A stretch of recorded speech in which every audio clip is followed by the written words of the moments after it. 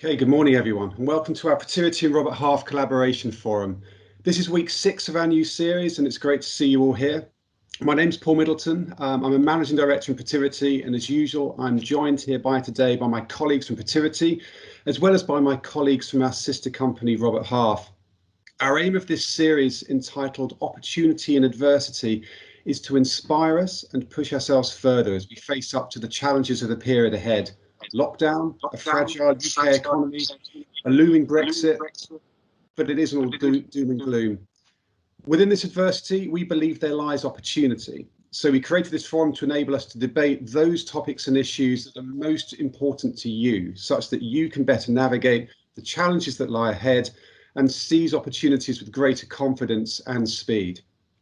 We've covered a number of topics so far in this series: people versus profit, culture versus technology, the pros and cons of different leadership styles, how we manage, inspire and grow our people during this period, pandemic macroeconomics, and the outlook for the hospitality industry. This week, we dare to dream of a post-pandemic future. We debate whether this is the time to drive the spirit of entrepreneurism in our businesses, to take advantage of emerging opportunities, or whether instead we should be moderating the expectations we have of our people in recognition of the impact the pandemic has had and continues to have on their resilience. Before we launch into that debate, as ever, I want to remind you of a key ingredient we need to make this morning a success, and that's your participation, because without your participation, there really isn't a debate.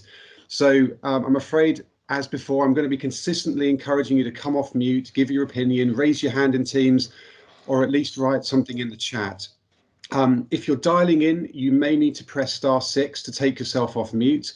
But if you're on a computer, you can unmute yourself at any time. But whatever you do, please just get involved. So why are we framing the forum as a debate?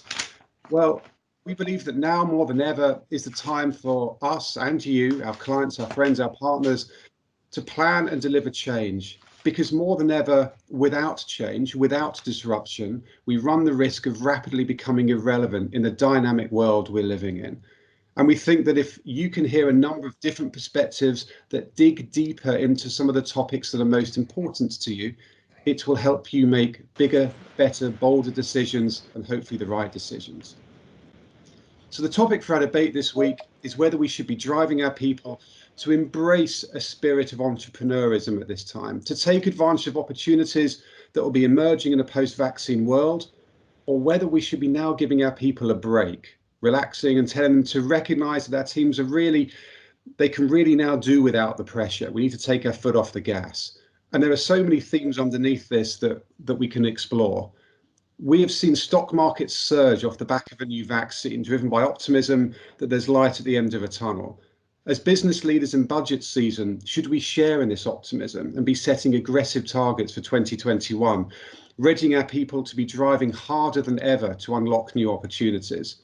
If so, what qualities do we expect from our people at this time to embrace these opportunities, as well as the uncertainties that 2021 will throw at us? Or rather, should we be taking a step back, recognizing that our people's resilience may well be at an all-time low, and pressing hard now might well be counterproductive? How do we look at the impact COVID has had on some of the critical dynamics around this, such as the impacts of lockdown on women, and to what extent have the last 9 months been a leveler or otherwise on gender equality in the workplace? And what frameworks and practical tips can our experts share today that might help achieve the right balance for us in the months to come? These are just some of the themes we'll be exploring with our panelists today. But before we do this, and before I introduce you to the panelists, as we've done in previous weeks, we'd like to understand your sentiment and what you think on this topic under debate today. To do this, and I apologise as I've done every week, I know it's just after 8 a.m, but I'd like to ask everyone just to take part in an online poll where you can anonymously tell us what you think on the topic we're debating today, and where on the scale you are in terms of whether we should be, on the one hand, prioritising and pushing entrepreneurism, or whether rather we should be moderating our expectations of our people. In order to do that, you'll see that in the chat, my team is sharing a link. And if you click on that link, it will take you to an online poll. And that poll is powered by our partners at Menti.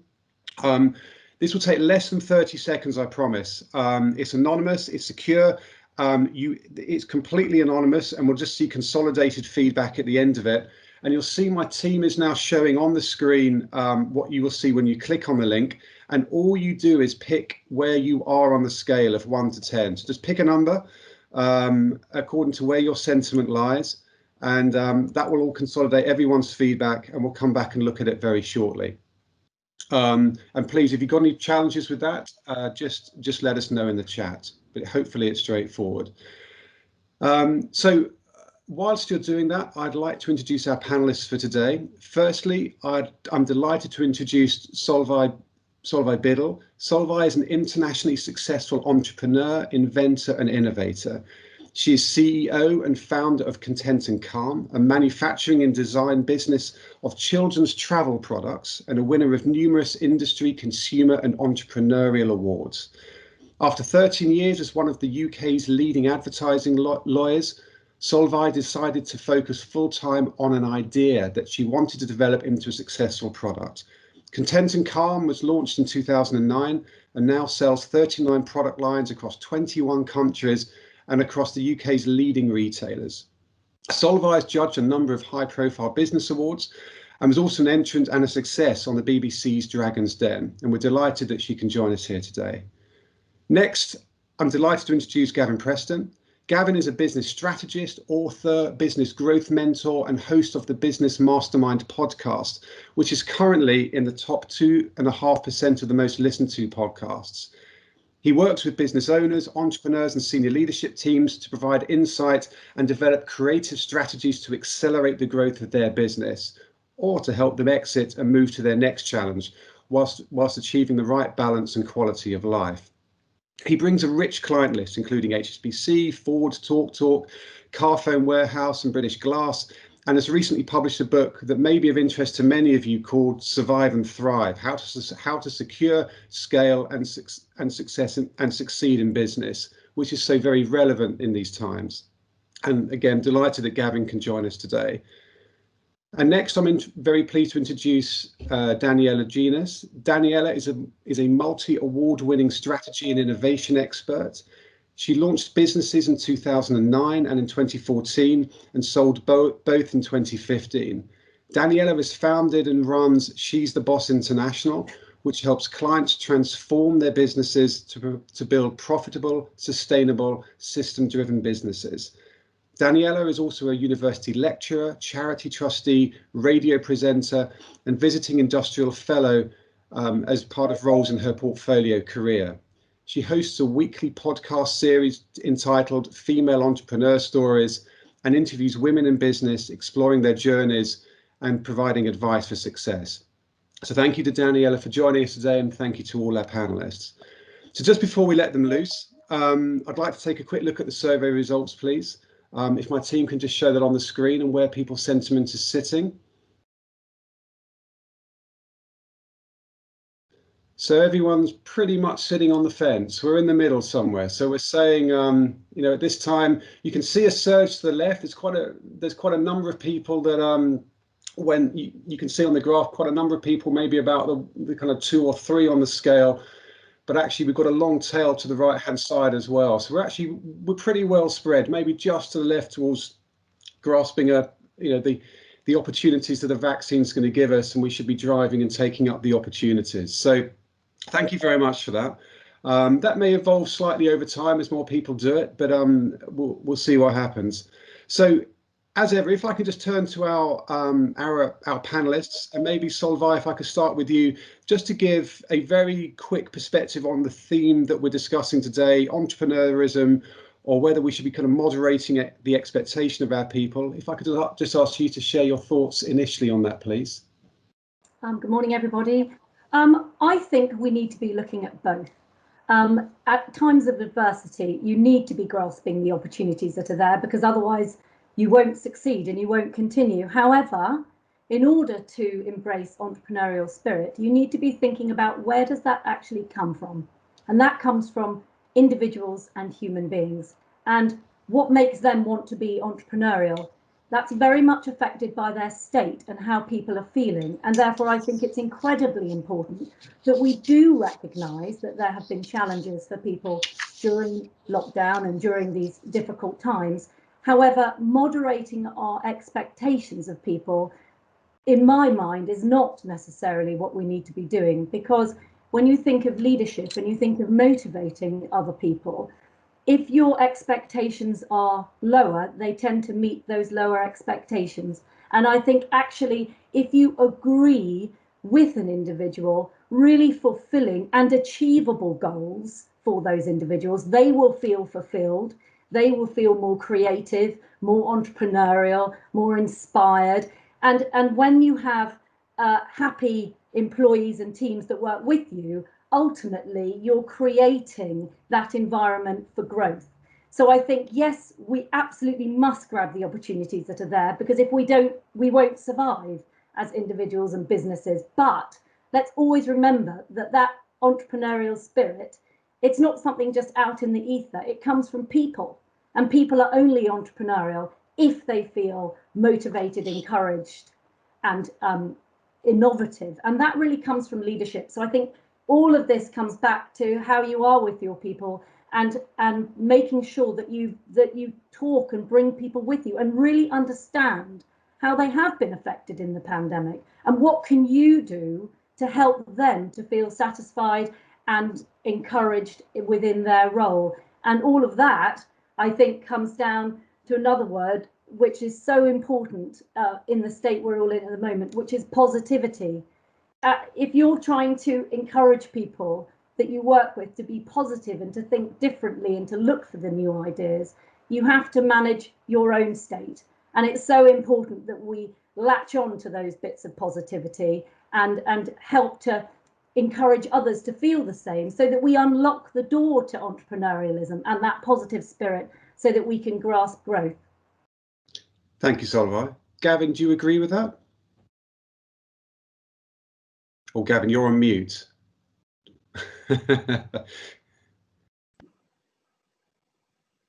Oh, you're still on mute. Maybe just while you're hitting the mute button, and I'm sorry if Teams has got a bit laggy on you. Danielle, if I could just turn to you just to share your thoughts on that. Do you agree with Solvay? I agree in some respects. I think, however, the priority needs to be on looking after our teams and ourselves, mental health and physical well-being. If not, I think there is a risk of storing up mental health and physical health problems for the future, which is going to in itself have great human and economic cost. I think if we focus on looking after ourselves first, then everything else will feed out of that. If we focus on innovation first, without necessarily making sure that everybody is okay, then there is a chance that we're not going to be operating at full capacity. We're not going to be able to generate the ideas. So I think the priority first needs to be understanding the impact of this collective trauma that we've all experienced as a society, and ensuring that we're putting things in place to try and heal people, to support people. And then all of the other stuff will kind of follow suit. So I think that there does definitely need to be the continued pursuit of growth and pursuit of entrepreneurial activity. But I think first and foremost, we need to focus on the individual people. And I don't think that means not having high aspirations, but it also means being sensitive to the fact that right now we're probably not operating at full capacity. And therefore the important factor is to try and increase that, so that we can then start thinking about, okay, how do we affect growth and change and be more innovative and respond to the opportunities that the situation has presented. Thank you, Daniela. I think Gavin has just joined us or rejoined us rather, and hopefully the technical gremlins have been dealt with. Gavin, can you hear us? Can you hear me now? Fantastic. Thank you, Gavin. Thank you. Good morning, everybody. So I agree with Solvay. I think we have to look at both. And to be honest, at the moment, the word that you used in your introduction, Paul, was about irrelevant, so we don't become irrelevant. I'm saying we need to stay relevant, and this is absolutely the time to drive the entrepreneurialism in our business, to take advantage of emerging opportunities. From a business perspective, the impact of COVID and multiple lockdowns has caused many businesses to initially work out how on earth they're going to survive, and then how they can learn to deliver their services to a population either in lockdown who are traveling less and meeting less. And even in the industries that have been hit the hardest, I've seen some great stories of those that have actually pivoted, a new fashionable word, but have pivoted and find new ways of getting a product or a service to their marketplace. Of course, on the other side of this, we've got a public health pandemic, and we've got to make sure that the other side of that and the other side of the ensuing economic storm, we're going to see a big difference between winners and losers in the marketplace, I believe. Those businesses that have listened to their customers, who have increased their adaptability, and I'll talk about that no doubt later in this debate, and have innovated, have made the bold moves, will move through the storm front quicker and be clearer ahead in much less turbulent waters. As well as the coronavirus pandemic, in the words of Drew Houston, CEO of Dropbox, we've also got an epidemic of burnout. And the demands upon us mentally, irrespective of role, have been immense. The uncertainty, the working from home, and for some, this has been come with the added challenge of working with children and homeschooling. As humans, we're not equipped to dealing with such a what's termed as a VUCA world: volatile, uncertain, complex, and ambiguous. Our brain isn't used to dealing with those kind of situations. People from the armed forces and emergency services are trained to perform in that, but most of them business haven't had that level of training. So it's very stressful and emotionally and physically tiring, leading to burnout and mental health issues. And add to this that because of travel restrictions, many have not had holidays this year. But I don't think we have a choice between either driving for entrepreneurialism or moderating our expectations due to employee concerns of employee resilience. We need to engage, we need to energize, we need to incite, we need to empower our people to not only come on the journey of taking bold moves and grabbing opportunities while looking after their physical and mental well-being. We've also got to be able to shift focus. One of the best ways of changing or minimizing, limiting the damage of worry and anxiety is to change focus to opportunity and to growth. The difference between game on and game over is mindset. And we need to point the ship and its crew to the exciting lands over the horizon. But first, we all need to pull together. Gavin, thank you for that. And you've touched on a number of themes there. And Solveig, I wonder if I might just come back to you then. Because as you set out, you touched on quite a few themes and important topics there. If you could just build on that a little bit for us, what are the key skills and mindsets in your mind that we need to be building and that are most needed by our workforce at the minute to seize new opportunities and to allow our businesses to thrive and grow in 2021? I think the most important thing is that when we work with people, for a start, as a starting point, we need to have empathy and we need to build rapport with those that we work with. And that really comes from properly listening to people, not just hearing words, but really listening. And I think that it's human nature that people generally want to help and be part of something. And if they feel included and part of something, they are more likely to be on board and move forward and have that energy and vibrancy. So I think what you need to be looking towards is people looking to motivate people, inspire, encourage, help people to be creative, help people to be innovative. But around all of that, you need to ensure that you have the tenacity to move things forward. So it's one thing having that positivity and that entrepreneurial spirit and really helping people to get into that mindset. But then in times of adversity, when of course other people are looking to do the same thing, you really need to have that tenacity and actually the passion to move something forward.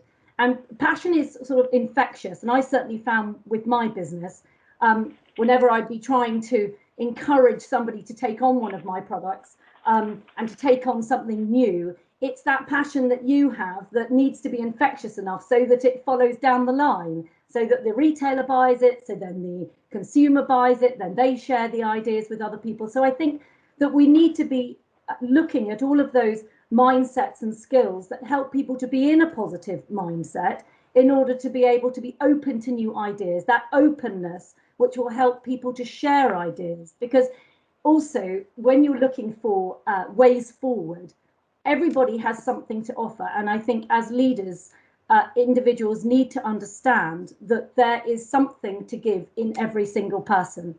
Now, they may not be the most outspoken person, but if they feel included and they feel valued, they are more likely to share ideas.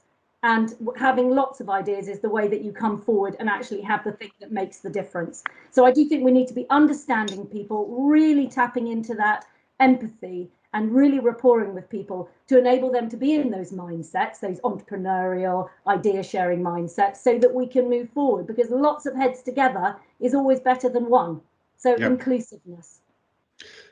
Passion, tenacity, inclusiveness, openness, empathy.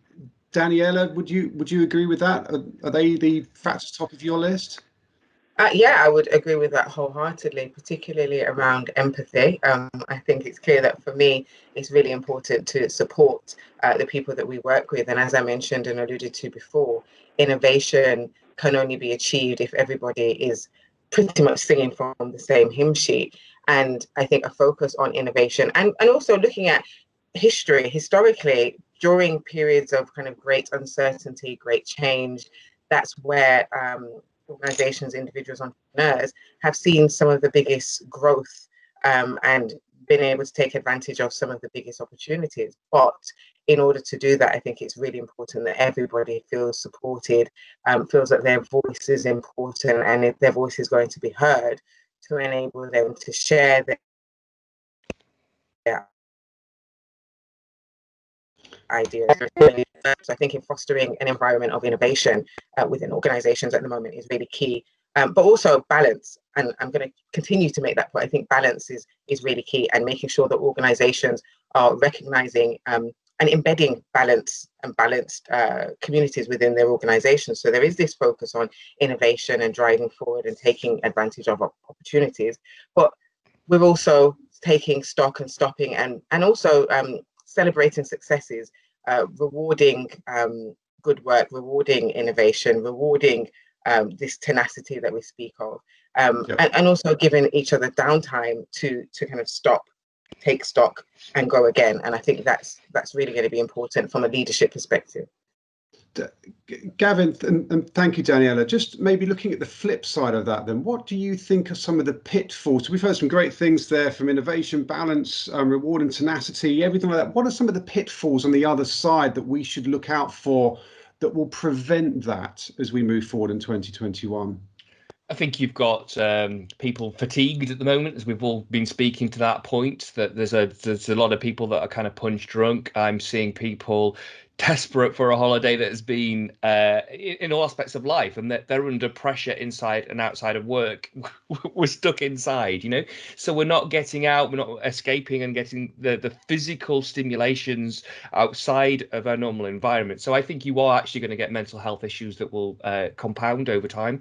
I think you'll get some physical burnout and issues. So all the points that we've been discussing about empathy are really, really important to keep an eye on our team members. I actually think you're going to see some tightening of credit after the quantitative easing that's been taking place with the government provided through the furlough, the CBILS, the business bounce back loans, and other schemes.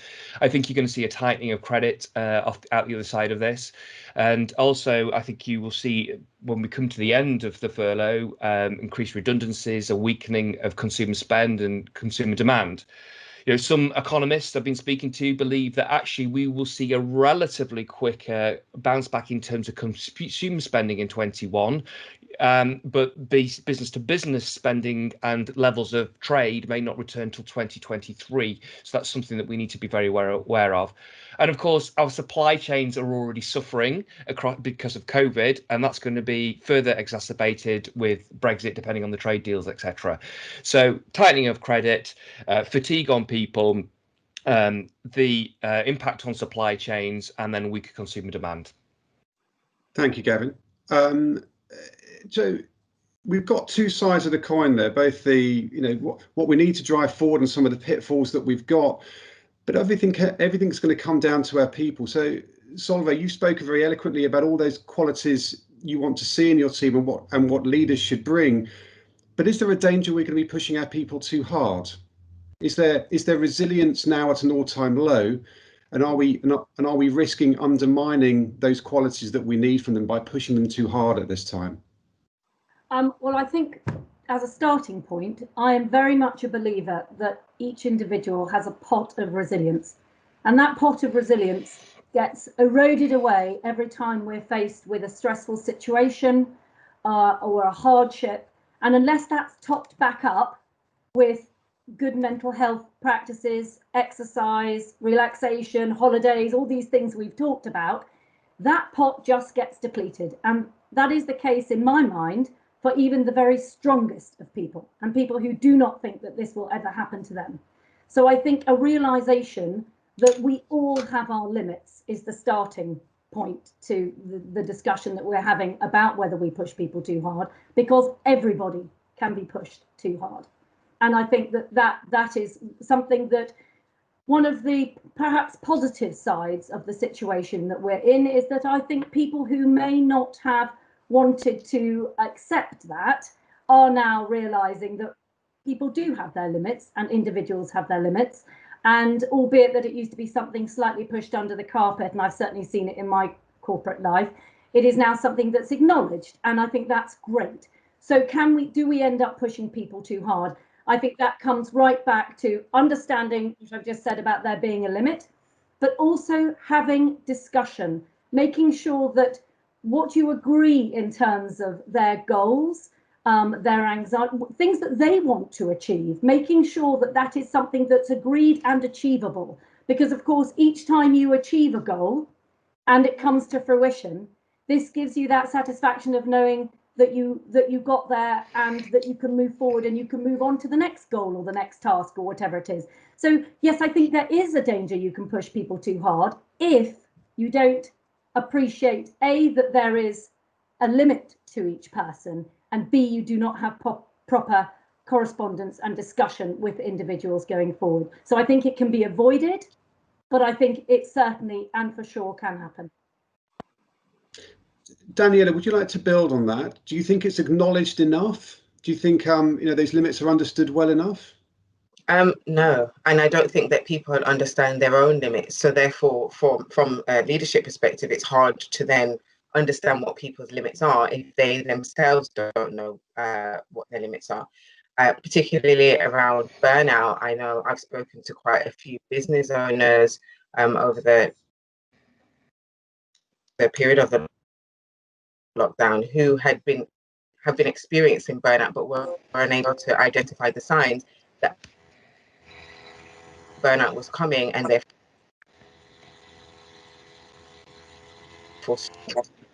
stopped and try to, I suppose, prevent it from taking hold. So I think what are kind of triggers that lead to burnout, that lead to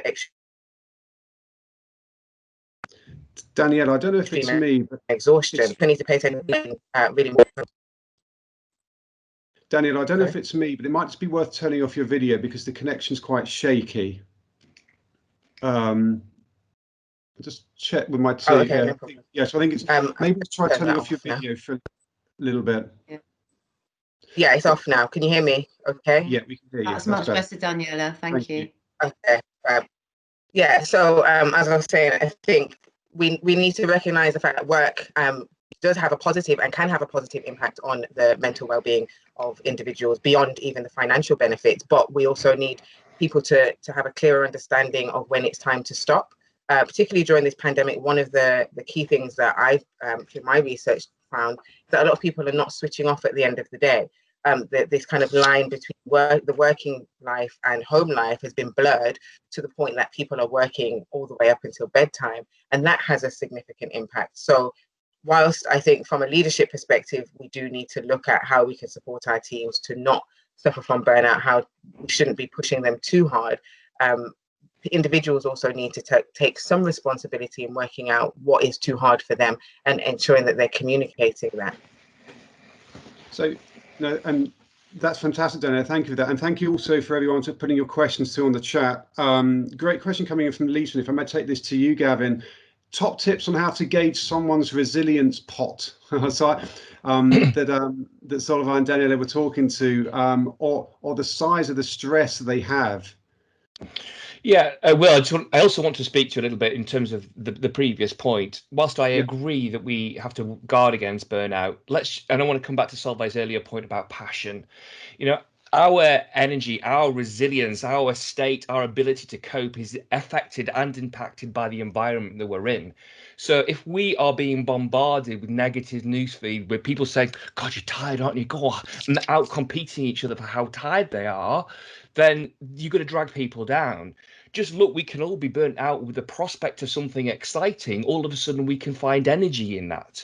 If we're in amongst a high performing environment, we're lifted. So yes, I do believe and completely agree with Solveig's point. We all have a limit, and we all have those deep reserves. I'd like the conversation to be saying, how do we equally tap that reserves and help people to become more capable of performing at the highest level, whilst looking after and managing their reserves levels? To the question, what can we do to identify where people maybe are coming to the lower end of their pot? You're going to see increased sickness. You're going to see irritability at work. You're going to see tiredness. You're going to see a reduced level of morale, as some of those outer indicators of people being towards a greater level of emotion will be on show. Thank you for that.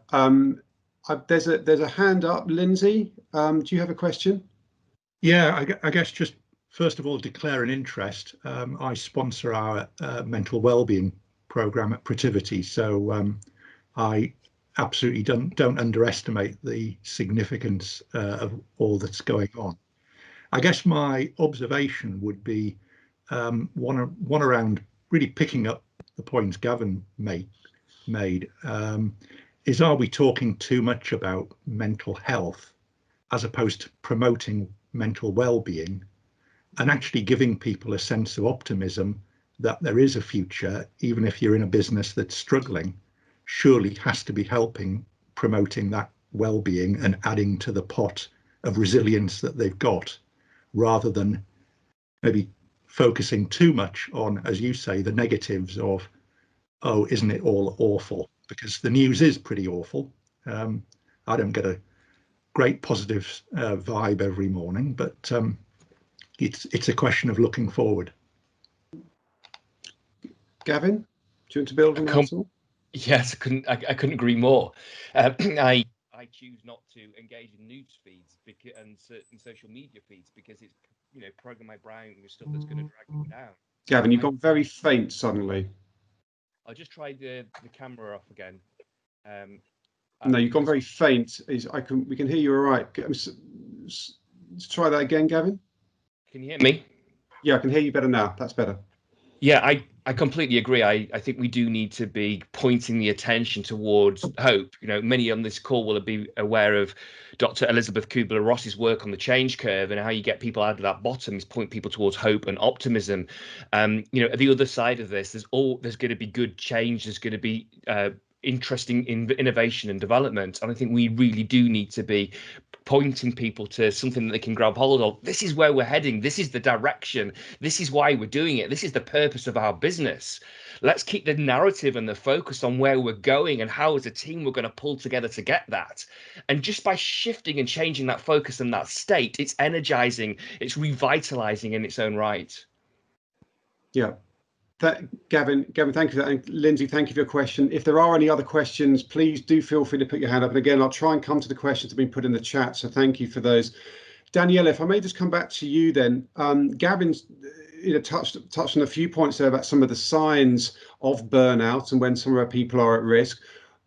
What are your thoughts around that? What do you see as some of those signs, Daniela, that people are burning out, and where we should be looking at some of our most vulnerable people? I think one of the things is looking at patterns. So where you've had people that are generally quite energetic, quite optimistic, quite upbeat, but they're continually demonstrating malaise, fatigue, disinterest, not necessarily going above and beyond how they were previously, you can start to recognize from seeing a shift in the patterns that something is wrong. I think for me, seeing people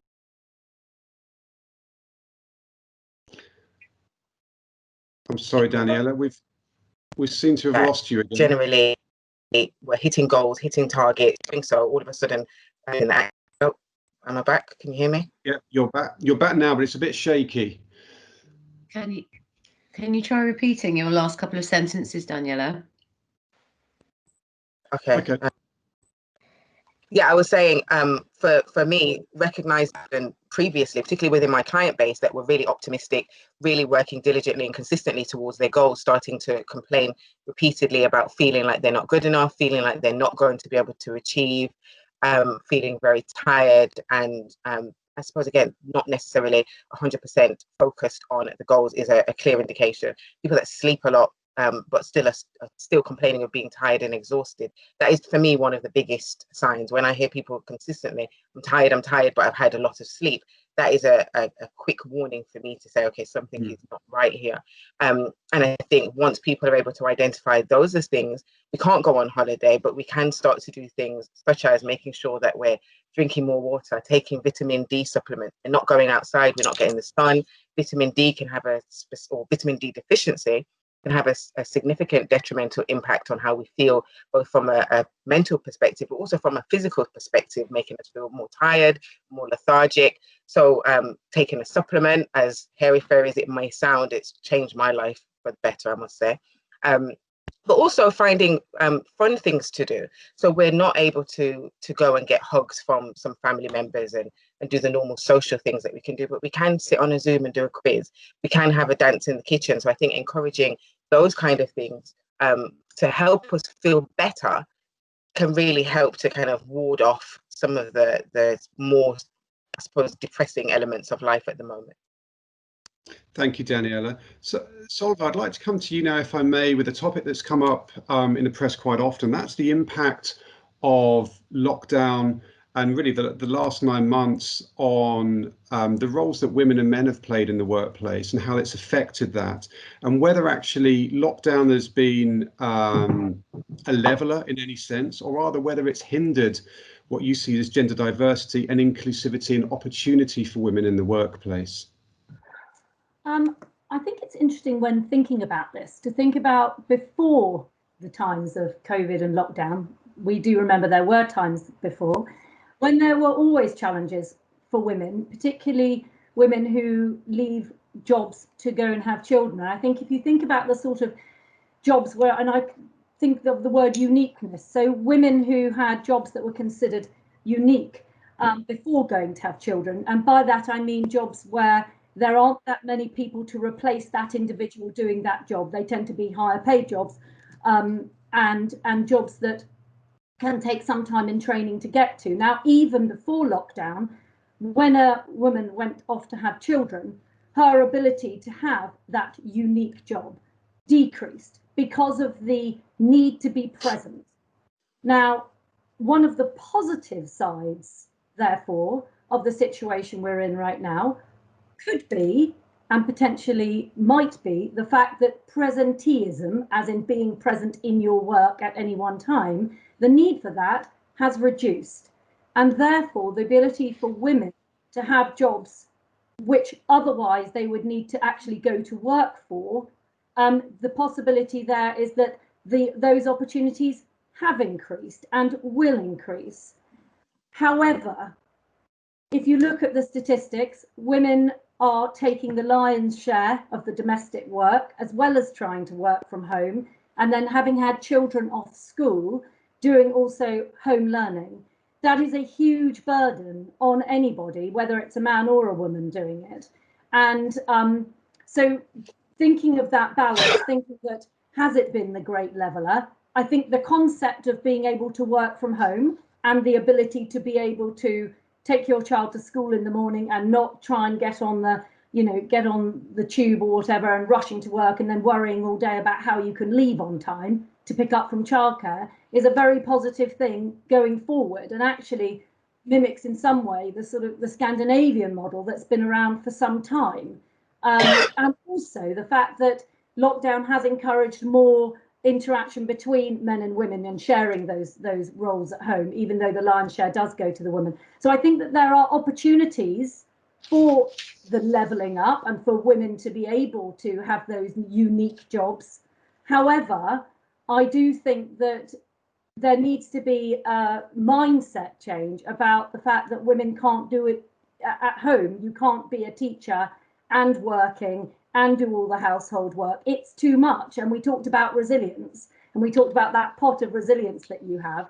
And, you know, I think that really has affected people's mental health. But then on the other hand, I think you think about how men have been affected in lockdown. And I think that the worry of unemployment, what will happen after furlough, all of these things, there are still those traditional mindsets of who's going to bring the money in. And I think for many families that is a real concern and a huge pressure on men, and that's just as a generalization. So I think that there are two sides to this coin.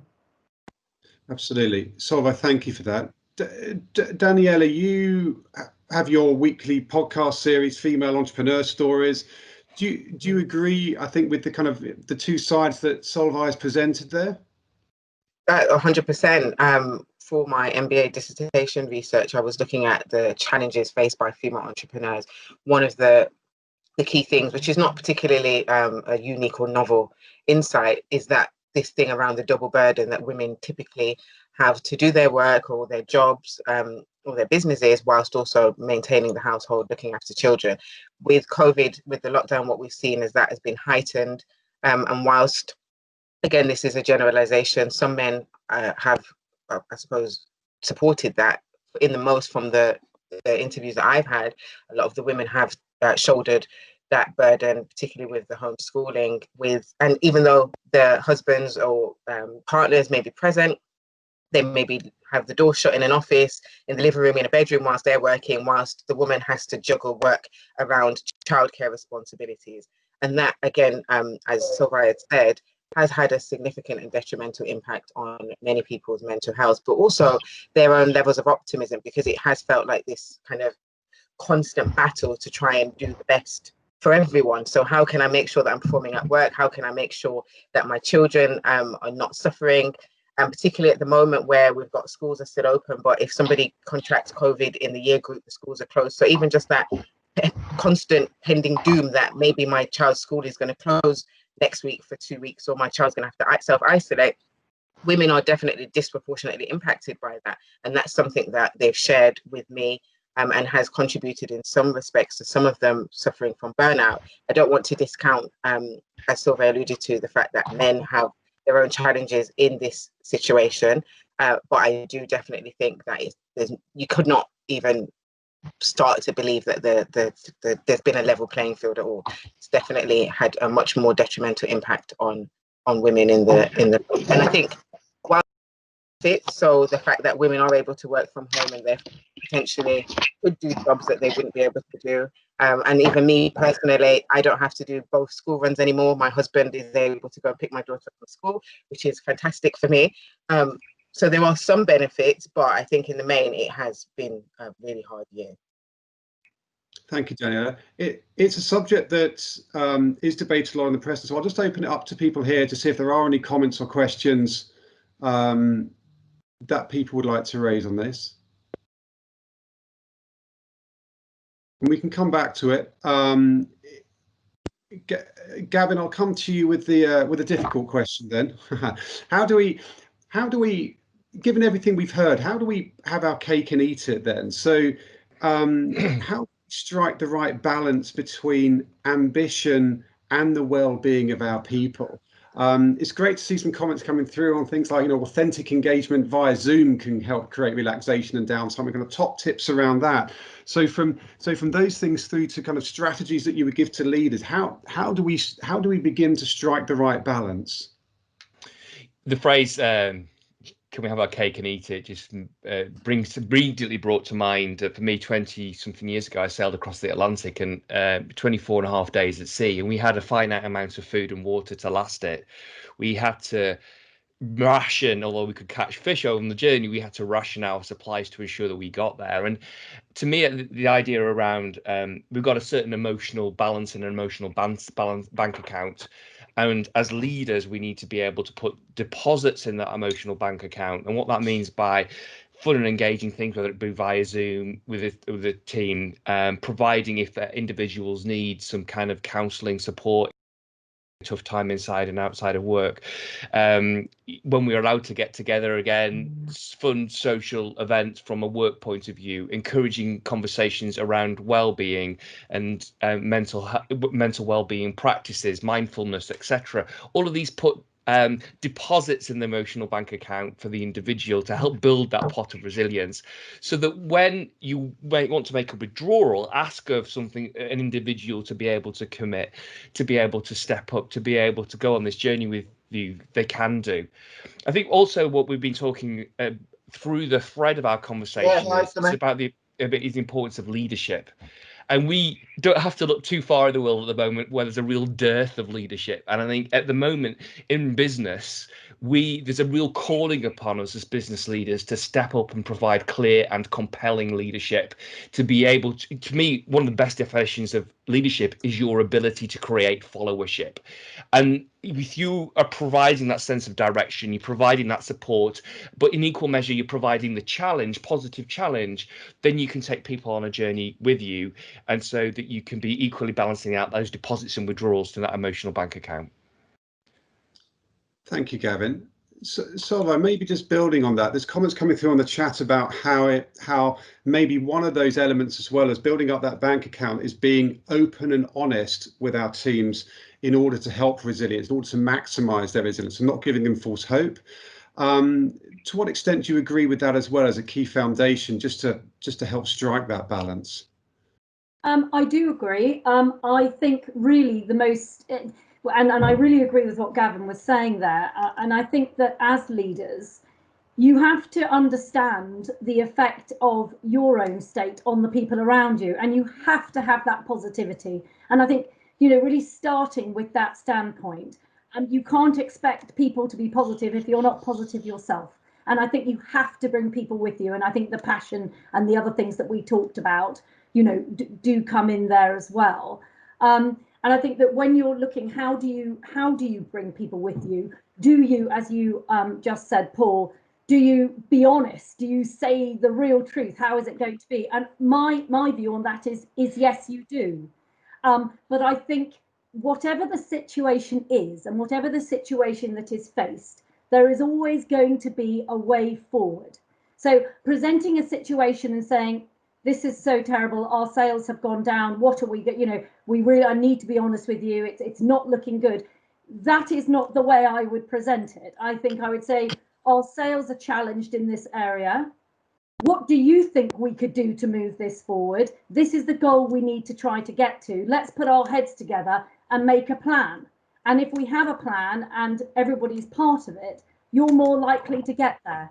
So I think there is honesty is absolutely important, and credibility. You've got to be a credible leader, and I think this is something that we're lacking in the greater environment at the moment. So you've got to have that credibility, and you've got to have that openness. But it's your role as a leader to bring positivity to that, and to bring passion, that it's worth it, that it's worth tapping into your pot and bringing a bit more of that resilience out there.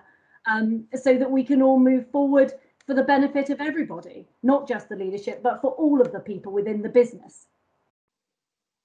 Thank you for that, Solveig. Daniela, if I may just bring you in again then on this. We've spoken about a lot of the challenges we've seen in the last 9 months, and this I'll bring this to all three of you, because you all as entrepreneurs work with a wide range of business leaders. But Daniela, what have you seen over the last 9 months that, challenging though they may be, they should be things that we are leveraging and building on, and actually good things that have come out of the last 9 months that we can build on to help achieve this balance in the longer term? I think what has been beautiful is seeing people supporting each other. And I think there's not been any other time that I remember where there's been this kind of, we're all in it together. How can I support this person? And even from a business to business perspective, I run a few accountability programs and masterminds, and everybody's willingness to provide guidance, to offer support, to think of ideas for their fellow entrepreneur has been a really beautiful thing to behold. I think this kind of focus on innovation and responding to the challenges in a creative way has also been a fantastic thing to do. So I haven't necessarily seen people kind of just giving up and I can't do this anymore. There's been this real kind of energy around how do we respond effectively and quickly to ensure that our customers, our clients and consumer needs are met and fulfilled, so that we are able to continue to build our businesses. So going back to Sylvia's point about positivity, whilst I think we need to also be honest with that, so it can't be consistent 100% positivity, even in the face of chaos and destruction. I think there needs to be some level of acknowledgement of what is going on. I do believe that there is quite a feeling of optimism. So it's a duality. So on one hand, I think people are recognizing the problems, they're recognizing the challenges presently and what is to come.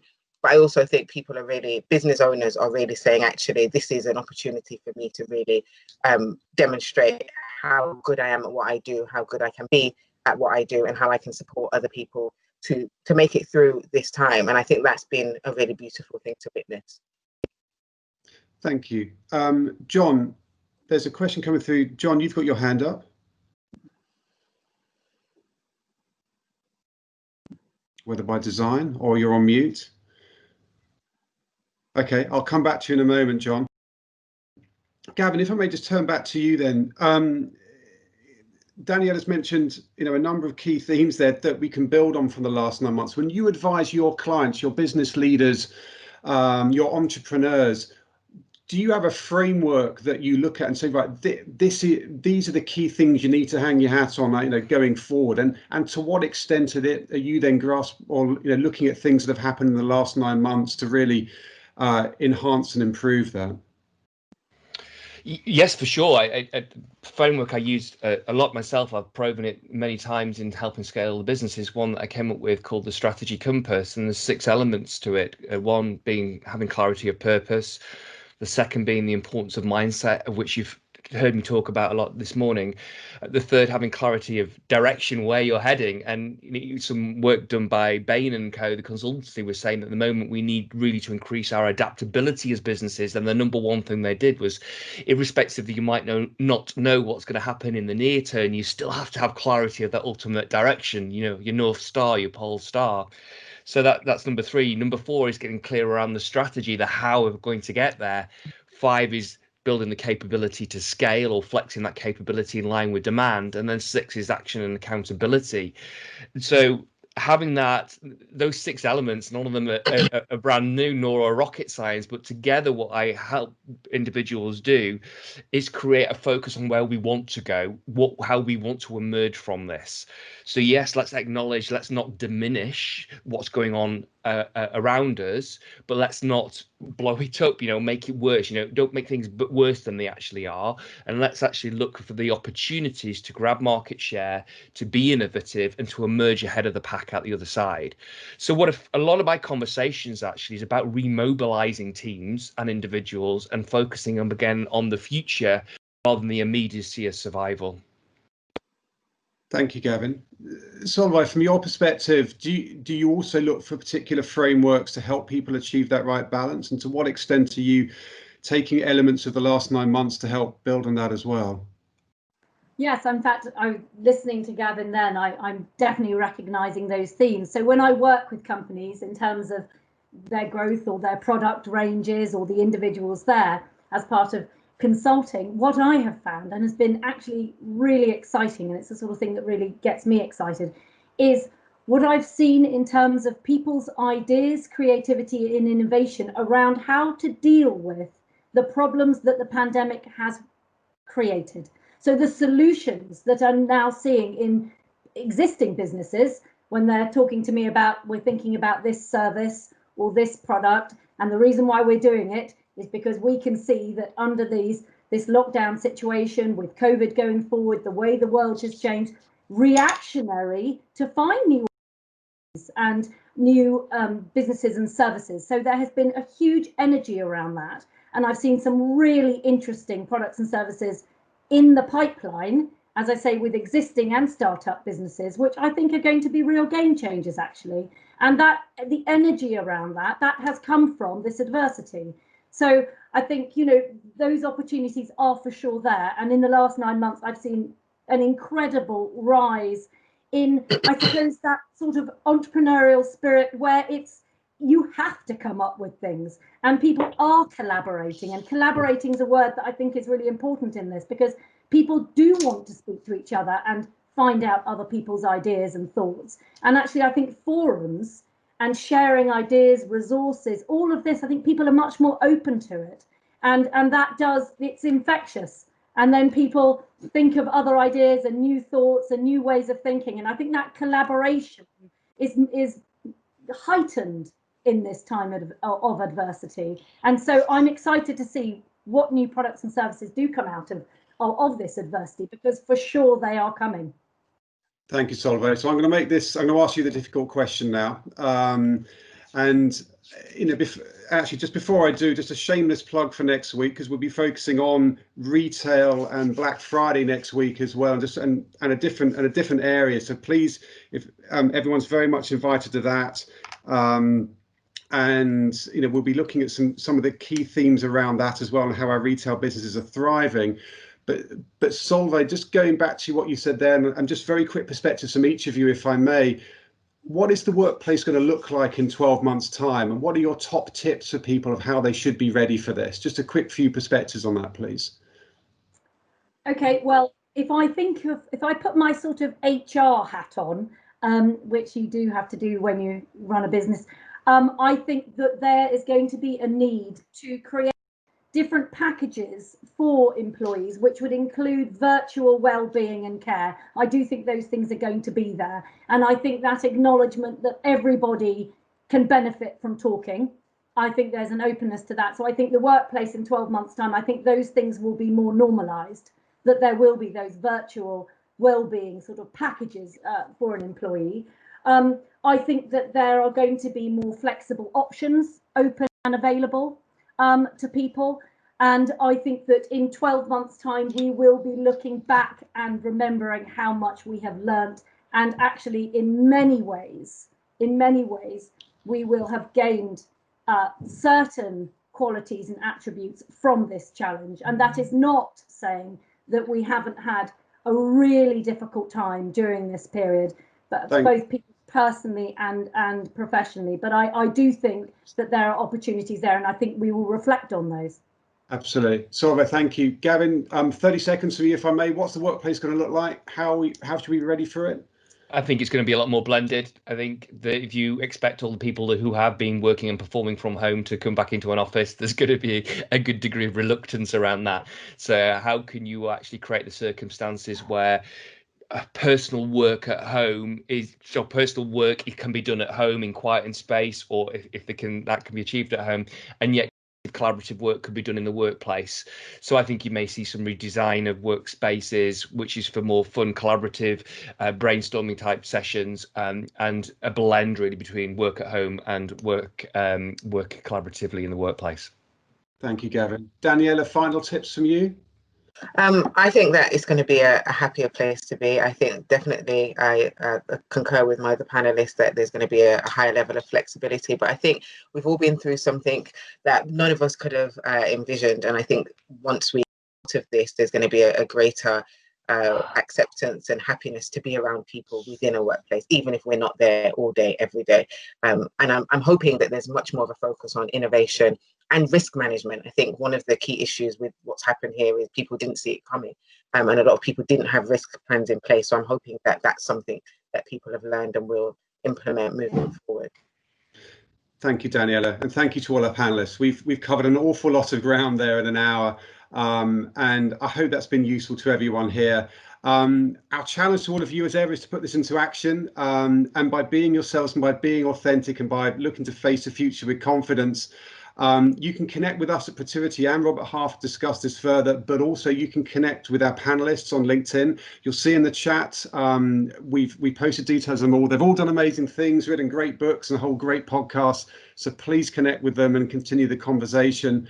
thank you all to everyone. I apologise if I didn't get to your question directly, but there've been some great comments and questions coming through, so thank you for that. Until next week, on behalf of Fertility and my Robert Half team, I'd really like to extend our best wishes to you all. Stay safe, be kind to each other, and we look forward to seeing you all next week. Thank you all ever so much, everyone. Thank you very much.